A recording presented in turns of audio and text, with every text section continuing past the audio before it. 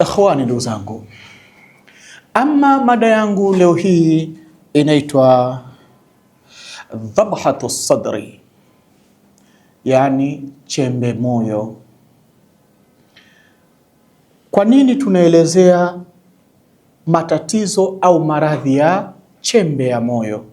Twende pamoja tuweze kuona nini kinachoenda kutokea kwa idhini yake Rahman. Wengi huchukulia maradhi ya chembe moyo kwamba ni maradhi madogo sana yasiyokuwa na umuhimu wa kushughulikiwa kwa haraka kihivyo, lakini nikwambieni, maradhi ya chembe moyo ni maradhi hatari miongoni mwa maradhi yaliyokuwa ni hatari. Na kwa idhini yake Tabaraka wa Taala, kwanza tuone taarif, yani introduction kidogo ya tatizo hili linaloitwa ma huwa dhabhatu sadri, yani chembe moyo ni nini? Yani unaposikia mtu anasema mimi naugulia chembe moyo, yani anamaanisha nini? Sawa. Sasa mwanazuoni anasema kwamba tuaddu dhabhatu sadriya ahad a'radi najim an ikhfad fi tadafuq dami ila adalati alqalb, kwamba tatizo la chembe ya moyo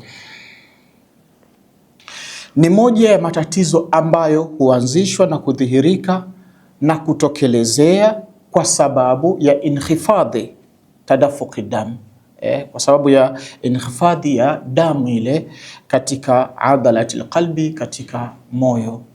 Moyo unaweza ukawa unapokea damu, yani unapokea damu kwa kiwango kidogo sana.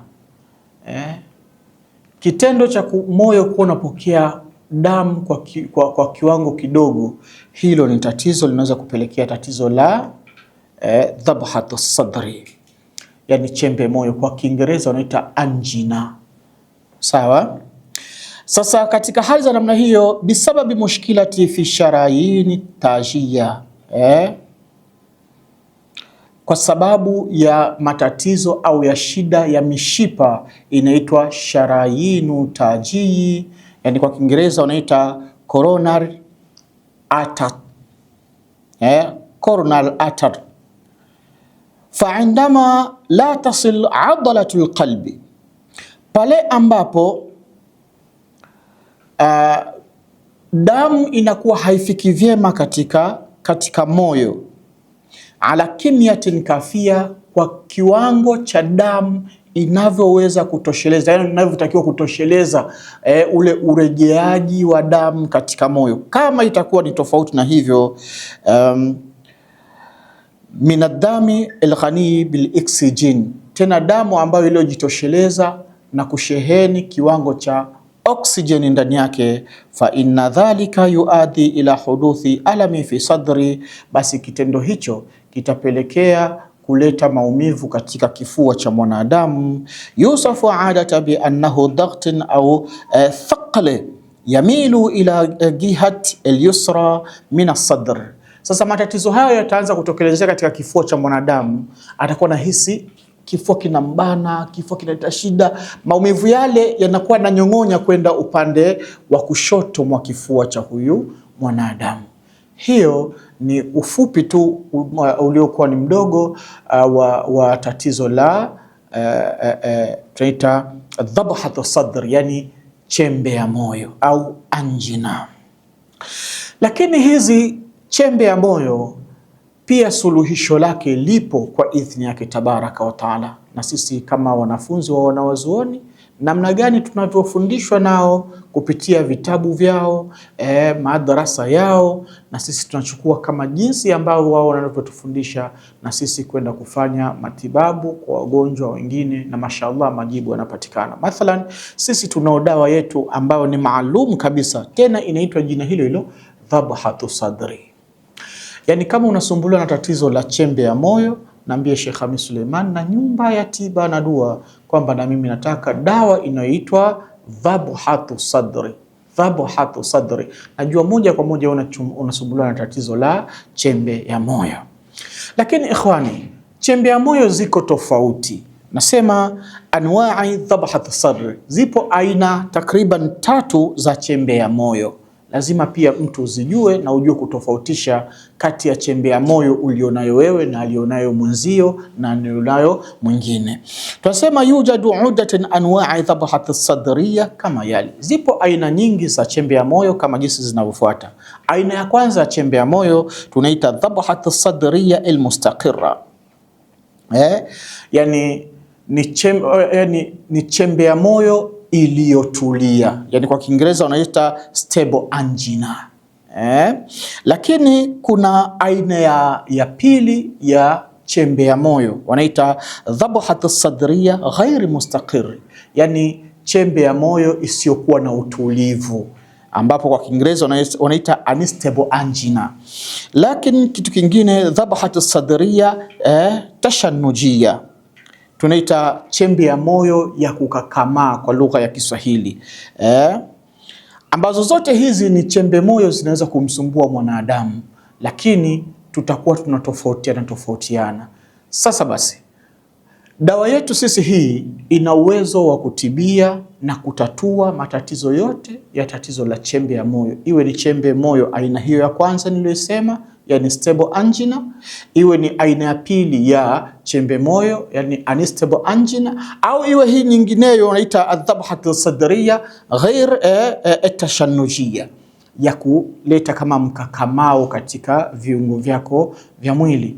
Yote hii inatibia. Naambia tu Sheikh Hamis Suleimani, nami nataka dawa inaitwa dhabhat sadri niende kuondoa tatizo la chembe moyo. Kwa idhini yake tabaraka wa taala, yarhamukumullah, nitakufikishia popote pale ulipo. Ulimwengu kwa sasa ni kama kijiji. We usihofu kwamba labda mimi niko mbali sana siwezi nikafika. Umbali sana ni jinsi unavyoona tu baina yangu mimi nilipo na wewe ulipo, lakini Mwenyezi Mungu amfundisha mwanadamu vitu ambavyo asivyovijua mpaka vimepelekea ulimwengu umekuwa kama kiganja kimoja tu. Aradi dhabhat as-sadri, dalili za mtu mwenye tatizo la chembe ya moyo. Utajijuaje kama una maradhi ya chembe ya moyo? Tunasema tanqasim aradi dhabhat as-sadriya hasbi an-naw'i kama yali. Dalili za chembe ya moyo zinagawanyika tofauti kulingana na aina halisi ya mtu ya chembe ya moyo yake inayomsumbua. Yani huyu akiugua chembe moyo aina ya kwanza, si sawa dalili zake zikafanana na huyu mwingine anayeugua chembe ya moyo wa aina ya pili, watakuwa tofauti tu. Sasa dhabhat as-sadriya al-mustaqir, dalili za chembe ya moyo ya yule ambaye tunasema ni chembe ya moyo yenye kutulia, tunasema stable angina. Huyu mtu anakuwa vipi dalili zake? Mwanazuoni anasema ziyadatu fi darbani qalbi inda badhli nashati jasadi. Tutasema ni mtu atakuwa na hali ya mapigo ya moyo yenye kwenda mbio. Katika hali ya namna hiyo atakuwa anapatwa na dalili hiyo, mapigo ya moyo yanaenda mbio, na mwisho wa siku baadaye kama anatulia, yaani vitu vya namna hiyo. Hiyo ni dalili yako ya kwanza ya kuonyesha kwamba unasumbuliwa na chembe moyo iliyotulia, yani stable angina. Ama dalili ya pili tunasema alam yastamiru lifitrati inda 5 daqaiqa wa takhtafi ba'da khuludi ar-raha. Nasema mtu huyu dalili yake ya pili atakuwa anapatwa na maumivu endelevu yanayochukua muda wa dakika 5, na baada ya hapo, baada ya dakika 5 yale maumivu yanakatika na mtu anabakia yuko salama. Ndio mtu chembe moyo mama mimi sasa tanyongonya vile, ndani ya dakika 5 fu inaachia. Katika hali za namna kama hiyo, au baada tanawulu dawai lidhabhat as-sadriya, au ile hali inaweza ikaja kuondoka baada ya kuwa ametumia dawa za chembe ya moyo stable angina, na hapo hali ikaweza kumuondoka. Ndio maana tunakutangazia dawa yetu hii inaitwa dhabhat as-sadri. Niambie tu popote pale ulipo, kwa idhini yake Rahmani nitakufikishia.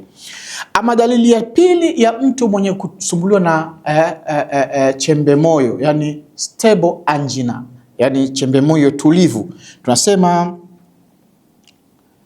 intishari alami ila dhira'aini wa dhahri wa manatiqi ukhra fil jismi. huyu mtu atakuwa na kawaida ya kusambazwa kwa maumivu katika baadhi ya viungo vyake kama vile dhiraaini, kama vile mikono miwili na miguu miwili itakuwa inasambaziwa, inapata maumivu, au maumivu ya mgongo, anapata maumivu ya mgongo katika hali za namna hiyo, au katika maeneo mengine ya mwili wake kukawa kunapata maumivu.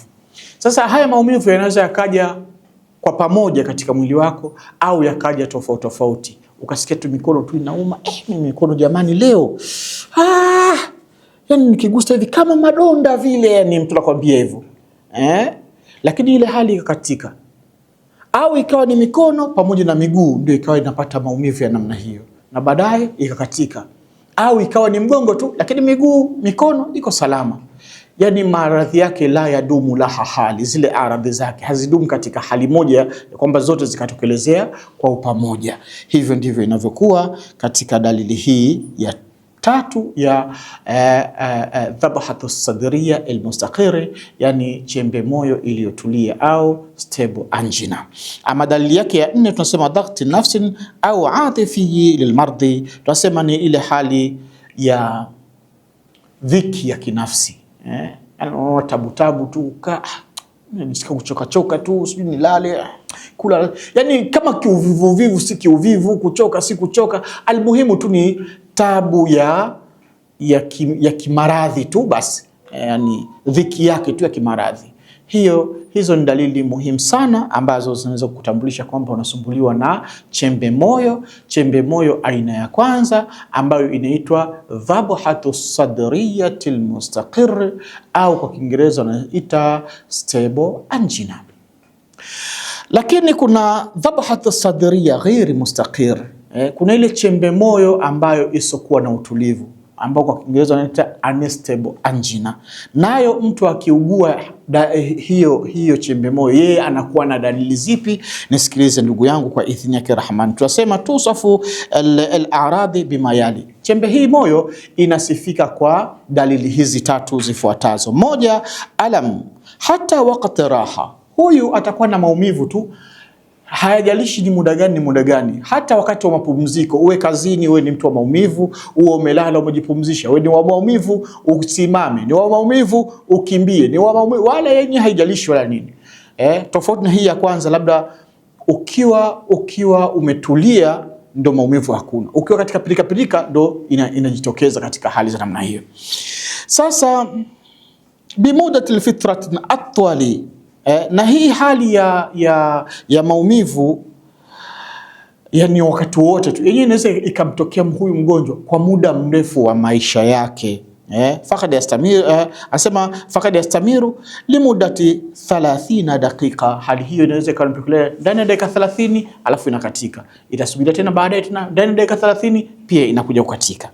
Ama dalili yake ya pili tunasema adam ikhtifai alamin khulude ila raha, yani maumivu yake hajifichi yenyewe yanakuwa katika hali ya mno, au baada tanawuli adwiya, au hata baada ya kutumia dawa, lakini mtu huyu maumivu yake yasiweze kupata kutulia, yanaendelea tu.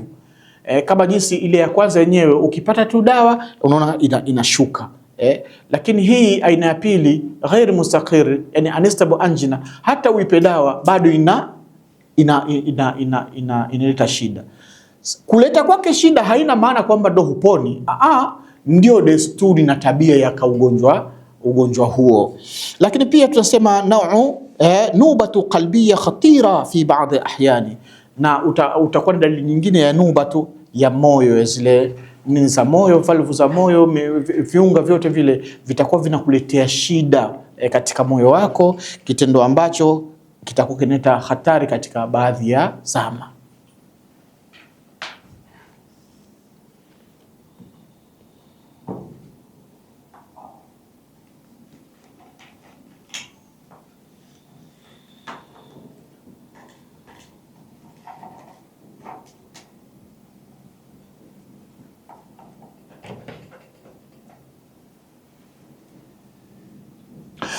Kwa hiyo katika hali za namna hiyo kuna dalili nyingine, ni dalili ya chembe moyo ambayo isokuwa na yani isokuwa yenye kubadilika, atashanuja, Yenyewe dalili zake ni maumivu wakati wa raha, wa yumkin takhfifin shuddatiha biwasitati aladwiya, lakini maumivu yake yanaweza katulia tu baada ya kuwa amepewa dawa. Hiyo ni aina yake moja tu ya aina ya hiyo chembe ya moyo. Ikhwani, yapo mambo mengi sana ningeweza kueleza kama vile al-asbab, sababu zinazopelekea mtu kupatwa na chembe ya moyo. Yapo mambo mengi sana ningeweza kuelezea ambayo kama hayo mambo ulikuwa nayo ndio yamekupelekea wewe kupatwa na tatizo la chembe ya moyo. Na ningekuja kuelezea pia vile vile mambo yalikuwa ni hatari, kama hunayo usiyafanye, na kama unayo basi hiyo ni hatari. Lakini yote kwa yote nipenda kujulisha kwamba chembe ya moyo inatibika. Iwe ni aina yoyote ya chembe ya moyo, iwe ni chembe ya moyo iliyotulia, chembe ya moyo isiyokuwa na utulivu, chembe ya moyo sijui ya kama vyovyote vile iwavyo, dawa hii hapa. Lakini hii ina wenza wake, na humu ndani kuna mimea, mashallah, mimea ni mujarabu sana, ambayo inaweza kutibia tatizo hilo la chembe ya moyo. Sisi Bwana Mtume Muhammadin sallallahu alaihi wasallam akatufundisha tiba, na sisi tuna imani katika kile alichotufundisha Bwana Mtume Muhammad sallallahu alaihi wasallam. Lakini pia tiba ni ibada, si kosa pia, si kosa, na ni thawabu pia. Yani mimi nitapata thawabu kwa kutibia, na nitapata thawabu kwa kukutibia, na hata na wewe pia utapata thawabu kwa kujitibia vile vile. Bwana Mtume anasema tadawau ibadullah, tibianeni enyi waja wa Allah tabaraka wa taala. Hii ni amri ya Bwana Mtume, si ya kuacha hivi hivi. Lakini kila ugonjwa unayo dawa. Bwana Mtume akasifia, anasema likulli da'i dawa'u fa idha usiba da'u dawa bari'a bi idhnillah. Kila ugonjwa unayo dawa yake, na ugonjwa unapopatiwa vyema, hasa ule ugonjwa wenyewe, basi unapona kwa idhini yake Rahmani. Kwa hiyo hakuna haja ya kutilia shaka kwamba ugonjwa fulani haunaga dawa. Haunaga dawa, wewe ndio hujui kama hauna dawa, lakini dawa ipo, wallahi dawa zipo. Na ukaribisha, sisi tunapatikana Dar es Salaam, na wewe mkazi wa Dar es Salaam ni rahisi kutupata. Ama wewe kama uko mkoani, wilayani, niambie tu ni wilaya gani uliopo. Sisi Nyumba ya Tiba na Dua na Sheikh Khamis Suleiman tutakufikishia huko ulipo. Na kama uko nchi za nje, niambie ni nchi gani, basi tutakufikishia insha Allah kwa idhini yake na huruma yake Rahmani. Mimi ni kuage kwa siku hii ya leo kwa kusema dumu fi riayatillahi wa amnih. Wassalamu alaikum wa rahmatullahi wa barakatuh.